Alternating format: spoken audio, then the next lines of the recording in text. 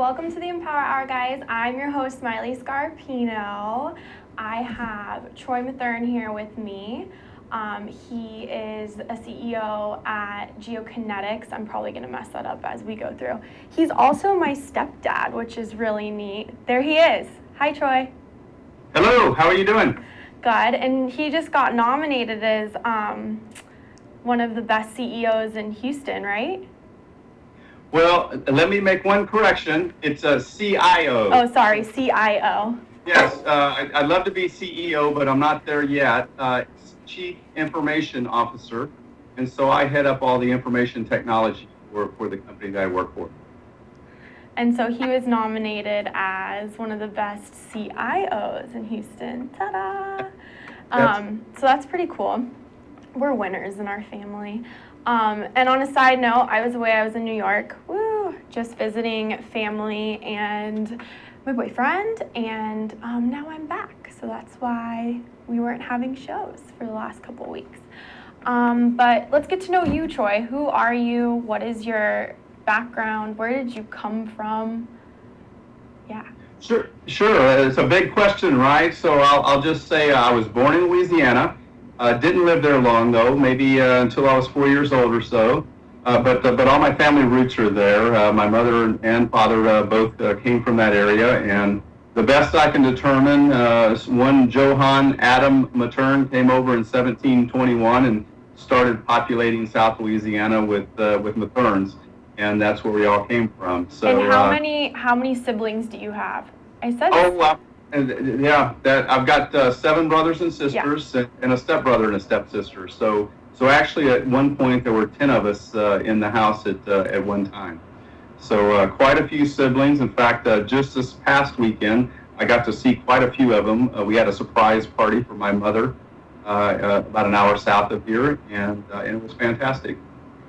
So what was that like growing up with such a big family? Were you able to find your identity? I know you were the oldest, so you probably weren't around your younger siblings as much, just like I'm not around Mia and Morgan, my 2 younger sisters, a lot. But what was that like for you? Sure, it was some help being the oldest, and also as my youngest sibling, my youngest brother is 18 years younger than me, so I was moving out of the house when the younger ones were actually coming up. So I didn't actually see all of them all the time, if you will. What was it like? Well, if you didn't eat fast, you ate less, right? If you didn't eat fast, you ate less. It was crowded but always somebody to play with, right? So you learn to negotiate that. So how did you find your way into the position that you're in right now? Because you had a lot of schooling and just coming from Louisiana and being a kid of 7 and then, growing into a CIO, that's like a really big difference. How did you do that? Yeah, I've been fortunate along my career, so I was always considered myself pretty versatile, and I was always willing to try different things. And I spent a long time in the grocery retail business, and I put myself through college and grad school doing that business, and then I went into oil field service business. Along the way, I guess I've been in operations for companies. I've headed up finance organizations. I've run the marketing for a major division of Halliburton. I've been in procurement. I actually spent a little bit of time in internal audit.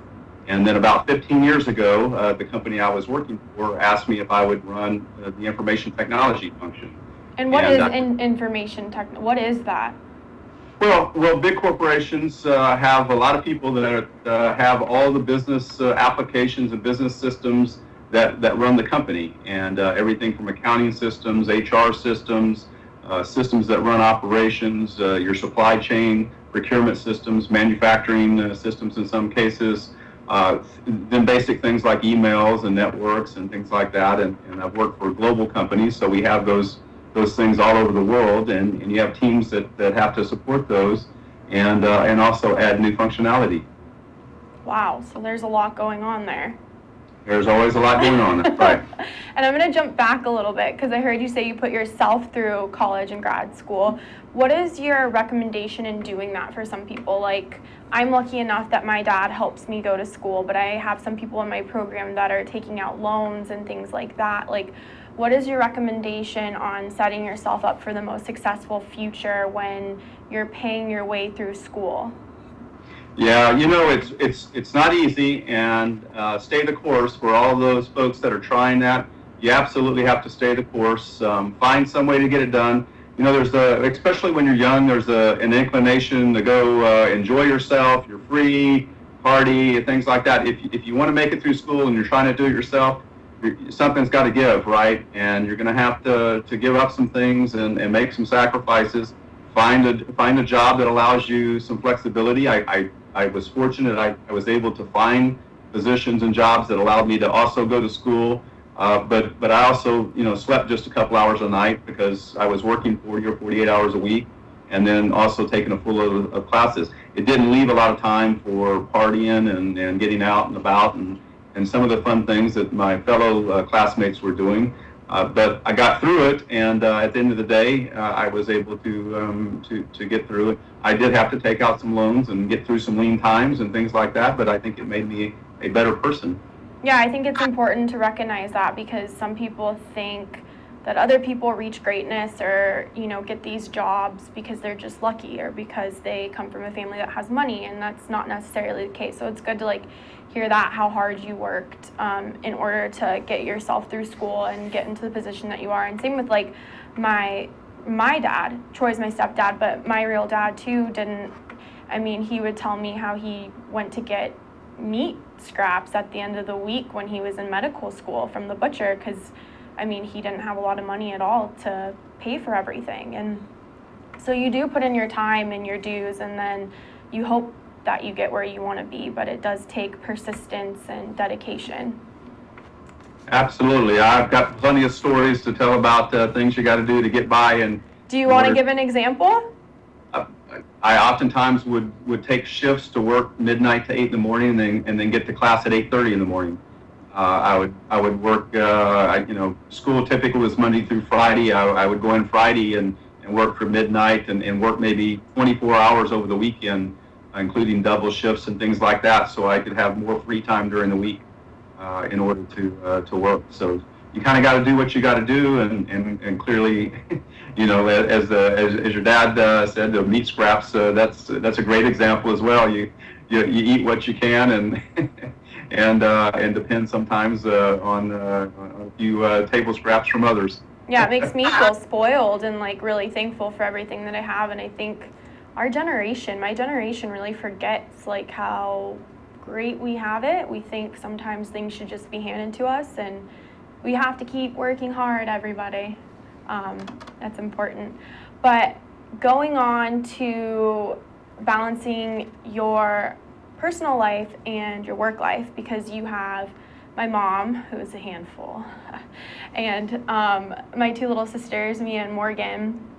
And so how do you balance that, being a dad and spending quality time with your family, but also, being involved in a really strenuous position at work that requires a lot of time and energy throughout the day? Sure. Well, getting through college and grad school was good practice for that, right? But different challenges now. You've got to do the work, otherwise you don't keep your position, you don't keep your job. But you do have to find ways, and once you get to a certain senior level, you can do that, to do things with the kids, for example, to make time for Janet, for my wife. We make it a point to have date night and just carve out that time, and maybe it's being a little rigorous about trying to have a schedule, right, and do certain things. Exercise is also a big part of that, and how do you also get and do that? And I try my best to get somewhere between 6 and 7 out of 10 days that I get and do some sort of exercise. And again, maybe that means I don't get to spend as much time doing homework with the kids. But a good run in the morning is also good for me, and I'm probably pressured to do homework in the evening. Can we talk about that for a second? How important do you think health and nutrition and exercising is to your ability to do your job well and just to live life? Oh, absolutely, and because I did start late and have younger kids. Most of my peers my age, their kids are already where you are, Maile, out of the house and doing their thing and such. And with a 9-year-old at home and a 12-year-old at home, I've got to keep healthy in order to keep up with them. They're a handful also, and have lots of energy and always want to do things. And in fact, the youngest is really pushing me real hard now to be her coach for Odyssey of the Mind team.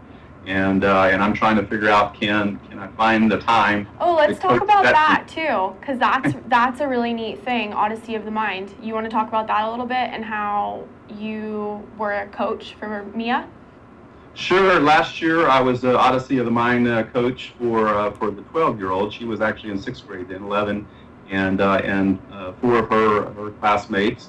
Rookie coach and rookie team, and for those of you that don't know what Odyssey of the Mind is, it's kind of an intellectual slash theatrical slash engineering challenge, a long-term problem, and you've got to produce a skit and then a lot of spontaneous things that are intellectually challenging, I guess, and judged on especially creativity. And you can go out there and look at the Odyssey of the Mind and find that if you want to Google that. And they actually do it all over the world, too. It's not just in Texas or America. It's everywhere. That's right. It's a big program. It's been going for some time. Absolutely a fantastic thing for young people to engage in.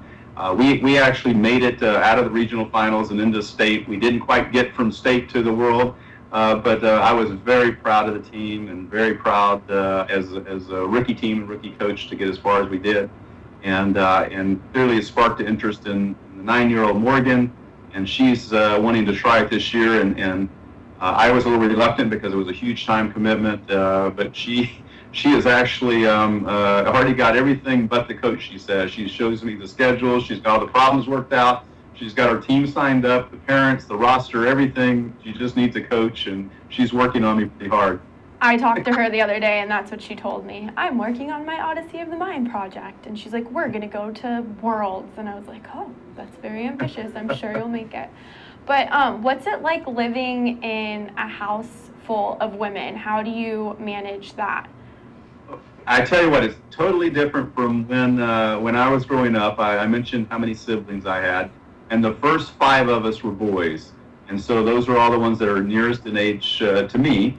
And so, as you might imagine, it was very rough and tumble and such around the house when I was coming up, and a lot of testosterone and maybe not as much sensitivity as an all-girls house. And as I tell Janet, my wife, I got my sensitivity training late in life. Now it's all paid back. I've got all these women around. Even the dogs were female. I'm all alone, and sometimes I just have to deal with it. At least you're positive about it. It's difficult. We can be difficult. So going back to your work, what do you find is the most difficult thing for you? Sure. So I and my team are embedded and engaged in every single part of the company, every single business process that the company has going on. So, the legal guys can kind of focus on the legal, and the HR folks kind of focus on HR, and the finance people focus on finance. But my team has to be involved in everything, and including all the infrastructure and the things that go on behind the scenes, like email and business systems. And so we kind of have a little factory going, and a lot of people don't think about that. So I end up being kind of a mile wide and an inch deep. I've got to know a little bit about everything, but I can't possibly know everything about a particularly deep subject. It sounds like you're the connecting piece. Yeah, it's it's like herding cats as well to get everything kind of moving the right direction. So there's always something going on. Well, I think I'm getting cued to take a commercial. So we're going to take a commercial really quickly. I'm enjoying learning about you, Troy. We'll be back in a few. This is the Empower Hour. I'm your host, Maile Scarpino, and I'm here with my stepdad, Troy Matherne. Be back in a few. Hi, I'm Donna Blanchard. I'm the host of Center Stage here on ThinkTech Hawaii. Center Stage airs every Wednesday at 2 o'clock, and of course you can check out our archives on YouTube or on ThinkTech Hawaii anytime you like. Why should you do that? Because this is an arts show that I believe is making a difference in lives. We talk with artists of various ilk. We talk with painters and writers, playwrights, novelists, poets, sculptors, dancers, you name it, directors, actors, of course. And we don't only talk about what people do, but we talk about how they do it. And my favorite part of the conversation, we talk about why they do it. And it's really common on this show to hear people say, wow, I didn't think about it that way. And it's very common to hear people afterwards who have seen the show say the same thing. And I hear all the time that people are inspired by the conversations that we have. So why don't you join us and be inspired too? That's Center Stage on Wednesdays at 2 o'clock. We'll see you center stage. Welcome back to the Empower Hour, guys. I'm your host, Maile Scarpino. I'm here with my stepdad and CIO, Troy Matherne. My mom calls him Troy Douglas Matherne, so I keep wanting to say that, but I don't really need to say your middle name. Anyways, we were talking about your work and what you do and what goes on behind the scenes. You want to continue and explain that some more? Sure. So I was saying I have to be a mile wide and an inch deep and kind of know a little bit about everything that's going on in the company at any given time, and that's really the challenge. And fortunately, I have a philosophy of hiring people that, frankly, are a lot smarter than I am about any of these particular things. And my job is just to make sure the chemistry works and that they're all directed the right way. And got a fantastic team that is able to do wonderful things. And how do you? Sorry to cut you off, but how do you make sure that your team is cohesive? Because I think that's something a lot of people struggle with, is how to help everybody get along or help the fluidity of the group, flow. That was not very intelligent sounding, but you know what I mean. Sure, absolutely. Well, it's all in the hiring process is one of it, and then with the people that are incumbents that are already there, it's just by setting kind of the standard and the expectation that everybody get along and work toward the common good and the good of the company and act like a shareholder, if you will. But if you hire the right people and you pay attention to things like their past track record, their general intelligence, their working style, do a really good job of reference checking, you'll find people that truly can get along and they have their specialty, and I'm the type of person I like to empower people and give them ownership of what they're supposed to be doing and responsible for. And so I'm sure they find satisfaction in that. Is that how you empower people, is by giving them responsibility and letting them kind of do their thing on their own and not overseeing them or kind of suffocating them in their position? That's absolutely correct. You obviously can't do that if they're not competent, right? So it works both ways, right? So folks, you hire really good folks that can do the job and that have the knowledge and have the skill and have the intelligence to figure out if they don't have the knowledge, and you set them free. And your job is kind of strategic and directional, and making sure everybody's working the right direction. And what happens when have you ever had a time where somebody isn't working in the right direction, or you find that Sure. I mean, you have to make adjustments sometimes. You don't, certainly I'm not perfect, and I've made bad hires, and I've kept people longer than I should, and things like that. And you learn and you make corrections, and sometimes you have to let people go for the good of the team.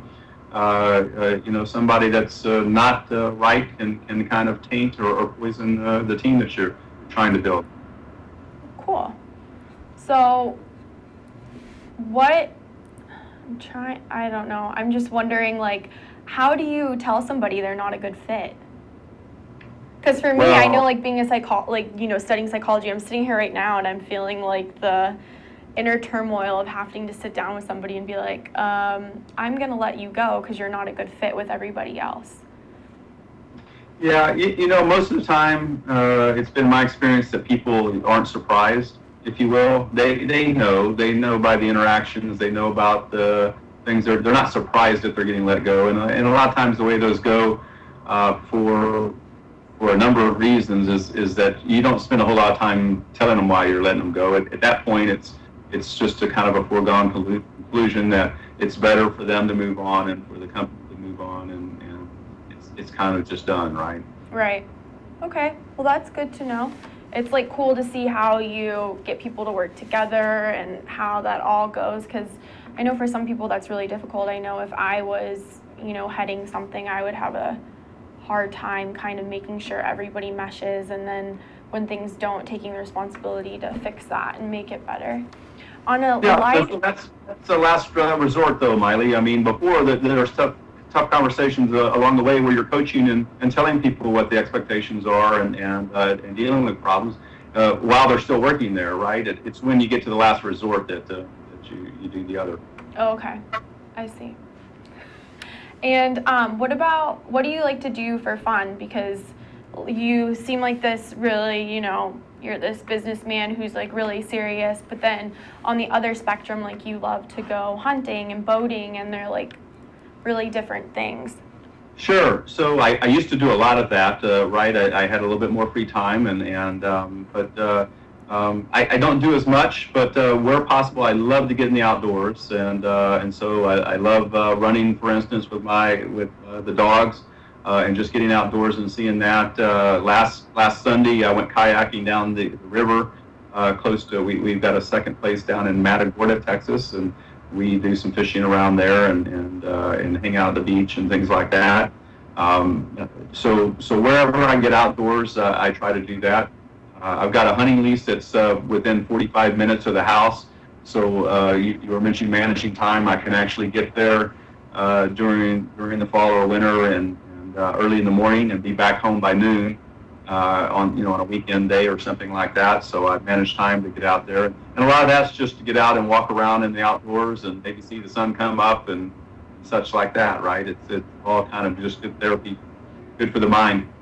I was watching, like talking about that makes me think this morning I was watching Hungry for Change, just kind of brushing up on my nutrition and where I am in my life and like what I think about things, and one of the points that somebody brought up was that we're not made to sit inside at cubicles under artificial light and do work.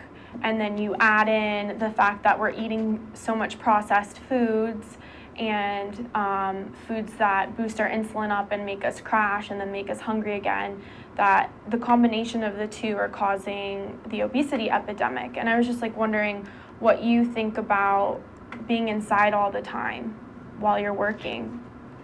Yeah, so in Houston, Texas, you kind of appreciate it in the summer because it's been 100 degrees and it's really muggy. However, I absolutely love to be outside. In fact, as soon as I got home this evening, I told Janet I've got to sit outside for a while. And I know it's hot, but I got to sit out there. And I've been inside all day, right? And I find myself, when I go to lunch, I'll linger and spend a few more minutes outside and just try to enjoy that.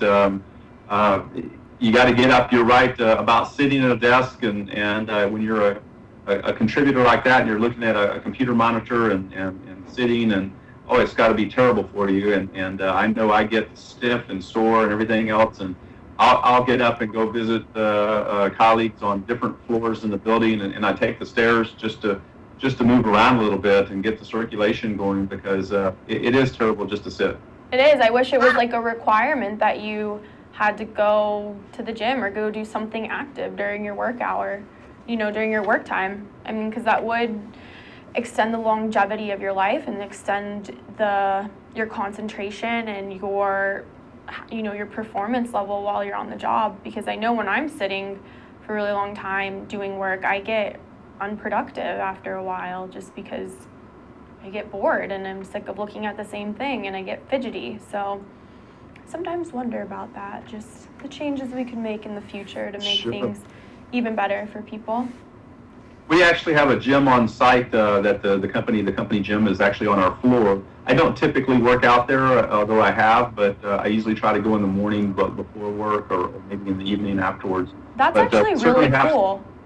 We certainly have a company gym there, and a number of people take their lunch breaks and go in there and get on the treadmill or do something like that. And okay, that's awesome. I know I bought my car from Mazda, and they're like right behind UFC where I train, and I know they get like a membership deal so they can like walk across the street during lunch break and work out. And I just think that's like really neat when companies do that because you're helping your employees. You're making them healthier individuals and prolonging their life and, improving their work environment. So I'm all about making things more productive. So yeah, that's really cool. What else do you want to, okay, side note, I've been thinking about this the whole time because Troy's talking about being outside and being adventurous and this and that. And when I was little, my mom wanted to take a blanket to the homeless people. And this is when my mom was just dating Troy, and it was during the summer. He's laughing already because he knows exactly what story I'm going to tell. This is probably the most exciting thing that ever happened in my life. Like, exciting but terrifying. And so we hop into Big Red. We call the Big Red Suburban we have Big Red. We've had that car forever, since I was like 12, and I'm 25 now. And we're going underneath the pass of the highway, and there's like the bayou next to us, right? Or like a river or something. And we're going to drop the blanket off in the bushes. Why my mom picked this area, I don't know. But it's downpouring, we're sliding as we're going underneath the underpass, about to hit like the poles of the whole highway above us. And I'm like, great, we're gonna break the highway above us, and all these cars are gonna spill onto the ground, and people are gonna die. So I'm freaking out about that. And we drop the blankets off, and we turn around, and I look across the street. There's a whole like shopping center, and I see just police sirens going off and men jumping out of cars and, making their way over to the river with dogs. And I'm like, wow, something bad is really going on over there, And then I hear, and we're coming out from underneath the highway that's above us. And you look up, and there is a police helicopter above our car, dropping a ladder for men to climb down. And then suddenly police cars end up in front of us, and the doors are swinging open, and the men are standing behind with their guns. And my mom's looking at Troy like, oh my gosh, who are you? She actually looked at him, do you remember that? And she was like, who are you? Because for a second we're like, oh my God, this man is going, he's crazy. And he's taking us, I don't know. And I was in the back seat like, oh my God. My mom's like, climb in the trunk. So it turns out that they thought we were dropping a body in the bayou, which is horrible. But so we had the whole police force come and surround our car and try to arrest us all for dropping a blanket off for the homeless people. And then they tried to cite us with something. And I remember the chief getting the book out and looking through the book, trying to cite us with something, and he couldn't find anything. It was the most terrifying thing of my life, but also very exciting. So what do you... It's a crazy thing. Try to do a good thing for the homeless people and give them a blanket. And all good deeds will be punished, right? I remember that. I was, in your face, you were having like a mini heart attack. It was crazy. It was definitely a crazy time. So what else do you want to tell? Like, I'm interested in your perception of, because you're an older parent and you have two younger girls and you're highly educated. I'm just wondering what your perception is on education these days and maybe pressures of school on younger kids. I don't know about the pressures. I just feel like I'm so lucky with our girls here at home now. I mean, they're just doing so well in school. Last year, third grade and sixth grade, both of them had perfect attendance, and both of them had 95 or better averages. So I say to myself, I hope that continues. I mean, wonderful, right? How do you embody that in your children? Because not all children are like that, and I don't believe that all children are just born like that. I'm not a humanist, that all people are just born that way. I'm a big proponent of education and talk about it all the time, and how important it is to be able to make good decisions in this world and in this life to enable good things to happen to you. So we talk about that a lot. And the way you do that is by gaining knowledge and being open and teaching yourself how to learn, right? So I'm always excited. They bring homework home, and I'm excited about it. And they do the homework, but I'm happy to check it for them, or I'm happy to, if they get problems, both of them have problems of the weeks where the teachers will give them problems that are very challenging and that the parents are supposed to have help on. And I'm enthusiastic about those and just embrace the fact that we're being challenged and learning, and we're always doing things to around the house to we'll practice some math facts, or we'll practice spelling, or we'll do some kind of brain teaser puzzles and things like that. So we're always doing things like that to make it fun, right? Yeah, that's what I was going to say. It sounds like you make it fun so they actually want to engage and be involved in the learning process. Yeah, and I think probably too many parents either don't have perhaps the background or the exposure or the enthusiasm to do that, and thus their kids don't their kids don't either. They just don't see it. They don't know it even exists. Perhaps that you can do great things by increasing your ability to learn. Well, awesome. We're going to take a short commercial break. Like I said before, I'm enjoying learning more about you, Troy Matherne. I'm your host, Maile Scarpino, and this is the Empower Hour, and we'll be back in a few. Mahalo for watching ThinkTech Hawaii. We are a channel dedicated to raising public awareness about the importance of technology, energy, diversification, and globalism to the future of Hawaii. We broadcast and stream daily from 1 to 5 every weekday, and we broadcast on Olelo 54 and OC16 TV. All of our shows are archived on thinktechhawaii.com, and we hope to see you there. Aloha. Hi, I'm Ethan Allen. I'm the host of Likeable Science on ThinkTech Hawaii. We talk about why people should like science, why science is actually fun, how science is a dynamic and vital part of everyone's life, why everyone, every man, woman, and child on the planet should really know science, should love science, should be familiar with science. So it's a great show. People come on here and have interesting conversations with us. They tell us why they do what they do, why they love it, why we should love it too. I hope you'll join us every Friday, 1 to 2 p.m. And of course, you can see it anytime on YouTube. Aloha. Hi, Jay. Hi, Keith. Hi, I'm Chris Leatham, and I'd like to invite you to come and watch my show every Wednesday at 3.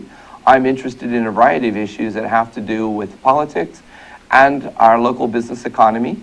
And I'd like to bring on guests who like to talk about everything from technology to social media to what we can be doing to improve our environment. And so I'd like to invite you every Wednesday at 3 to stay and watch my show here with ThinkTech Hawaii. And I'll see you there. Aloha, welcome to ThinkTech Hawaii. My name is Josh Green. I'm the host of a program called Healthcare in Hawaii. I'm a physician. I work in the emergency department on the Big Island. I also serve in the state senate, which, please don't hold that against me, doesn't detract from my television program. We speak about all the big healthcare issues in the state. We get together on Tuesdays from 2 o'clock till 3 o'clock in the afternoon, and we try to talk about the most important issues in healthcare. This is a terrific venue for people to learn about healthcare. There are many programs on this station. We broadcast it later, not just on the internet, but also on OC16. Thanks for joining us. Please be informed healthcare consumers.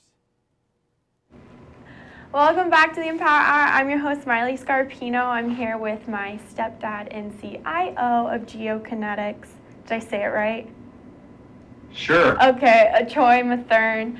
And we were just talking about, well, so far we talked about him at work and the not the stresses, but like the things you find most difficult. And then we started talking about my sisters and their education and how you make it fun. And do you think that public schools are like up to standards for learning? It sounds like you do from the way you were talking about just what my sisters bring home and the things that you guys do. I know I don't think some parents would say the same about public schools here in Hawaii.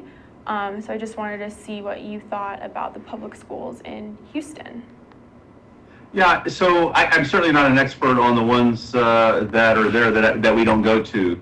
But what I will say is many public schools are all over the U.S. and anybody that's not taking advantage of that, even if they're poor, is really not doing a good service or good by their children and so forth. Even a poor school has some good teachers, and if you get engaged, you can find that and you can learn. And it's a matter of taking charge of your own destiny. I agree, and then also almost every school will have like an honors program or some kind of Excel program that you can get into if you're not feeling challenged enough, or, you know, if you want to try harder things. So I know when I hear some people say like, oh, this isn't a good school, or oh, you know, my child's not learning here. I think yeah, some places don't have the resources that other places do, but I think at the same time, you can kind of create it into what you want, and you can add or subtract to the experience. And so I think it's important to really try and enhance your child's experience, which it seems like you guys do at home with the math facts and all of that. Yeah, it's not just the teacher's responsibility either, right? It's also parents. And how do you think you're a good parent? I try like crazy to be. I'm very conscious of that, and I try to be the best that I can be. And what do you think is the most important thing about being a parent? Oh, I think I mentioned this earlier. Certainly, all the unconditional love and all those things, those go without saying. But at the end of the day, I view my job as helping my children learn how to make really good decisions, so later in life they can continue that practice and do well for themselves. And good decisions come in all forms, in terms of educational ones, social ones, just life decisions, and the ability to think and do that is so vital. And what happens when they don't make a good decision? Like, what is your response to that, or how do you deal with that? I want to learn more about parenting too. I'm just asking. Sure. Well, you know, sometimes natural consequences work pretty well, and many times, obviously, you protect your children. You don't let anything disastrous happen to them, or them get injured or hurt or anything like that. But sometimes kids are too sheltered, and you know, if you don't get things in ready, well, maybe it's a good thing for you not to turn your homework in. and you know, sorry about that grade, but you know, it was your responsibility, right? I completely agree. Like going to Iolani and having to wake up at 5 o'clock in order to get to school, and I mean, it's just natural now for me to wake up early if, you know, get my lift in or get my exercise in or prep my meals if I know I'm going to have a full day. Like yesterday, I started class at 8 and it went till 5:45, and then I worked from 6 to 10. So sure. I knew I was going to have a full day. I knew I wasn't going to have time to get anything in. So I got up at 5, made all my meals, went to the gym, showered, and went off to class and finished my day. And I think if you want to get where you want to be, you have to prioritize and you have to put the important things first. And you do have time. It's just being dedicated and actually doing it.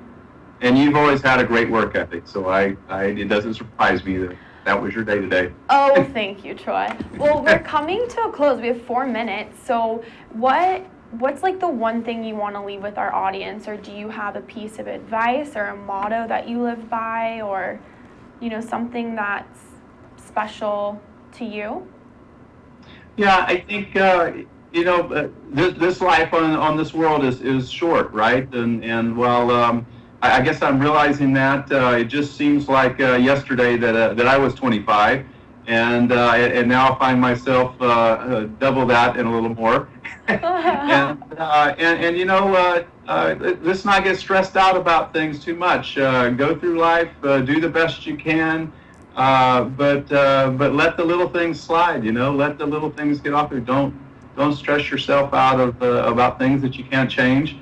Enjoy the people around you, enjoy those your family members, and love them all, and everything will be great. And how do you just let things roll off your back and not stress out? Because that's really your personality. You're kind of, I mean, you get into tense situations or have uncomfortable situations, and you do a really good job at, you know, keeping your composure and not getting bent out of shape like some people would, like me, since I'm Italian. I blame it on being Italian.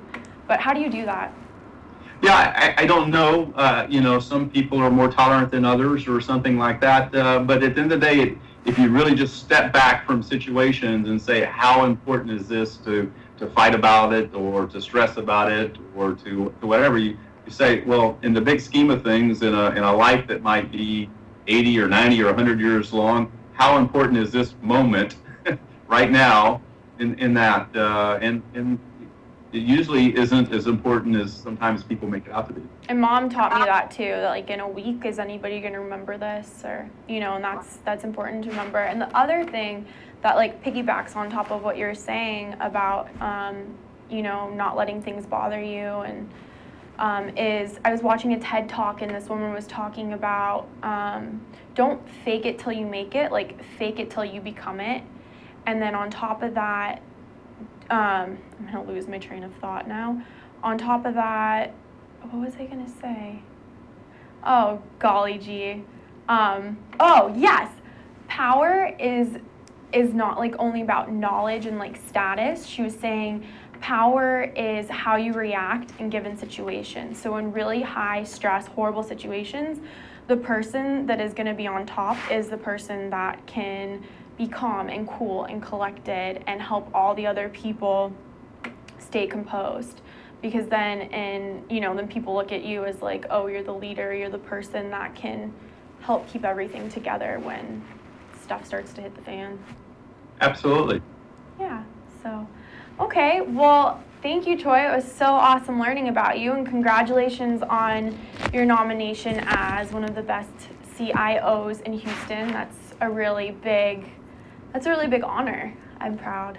Good job. Thank you. I'm proud of you. So I hope you have a great night, and thanks again for being on, as I said like 3 times already. We learned a lot about you. I learned a lot about you because I never really get to hear about your job. I just know you as my stepdad. So it's kind of cool to see you from a business perspective, because I didn't know that a lot of that goes on in the background. So thank you. Okay, thank you. It's great to see you. Great to see you too. This is the Empower Hour, guys. I'm your host, Maile Scarpino. I am on every Friday, almost every Friday, unless something happens.